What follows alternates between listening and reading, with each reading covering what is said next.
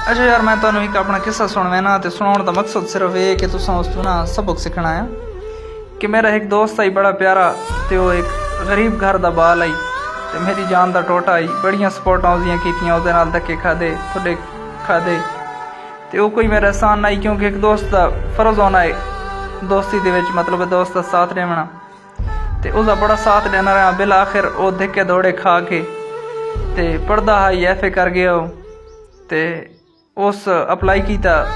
उस तो बाद उसकी कॉल आ गई, जेड़े जेड़े उसकी कॉल आई है तो मैंने उस फोन किया है कि मेरे को यार वजन का खर्चा को नहीं, कराची वजना आई, तो की करा। मैं कि कोई मसला नहीं, तेरा बिरा वधाया हाजुर है, मेरे को उस जेड़े पैसे मैसे को जनाब। मैं क्या किया भाई, घर खर्चे वास्ते दाने पैन वो चाह के बेचे, तो उसमें खर्चा पट्ठा पूरा करके देता। उत्थे गया, अल्लाह के फजलो करम दे नालों फिट हो गया अपनी मुलाजमत दे विच।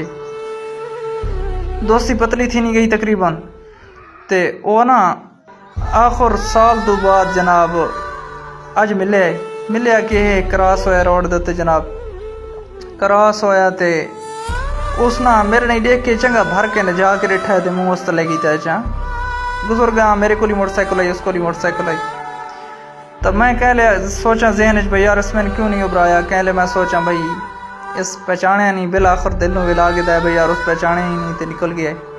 अच्छा मैं जड़ा काम करना आई करके आया, तो बल्कि जेडे उससे जा दे रोड दे आया, उससे मेरा वत क्रॉस हो गया दोबारा, तो वत उस मेरे नहीं देख के ते तले मुँह चकी, तो बड़ी तकलीफ हुई यार, हकीकत खुदा दी किस्में। तो तुहानू एक किस्सा सुनाने का मकसद सिर्फ ये है कि अगर दोस्ती करो या दुश्मनी करो ना, किसी नाल सोच समझ के करो, आखिर तो मेरे यार पछतावना ना पवे।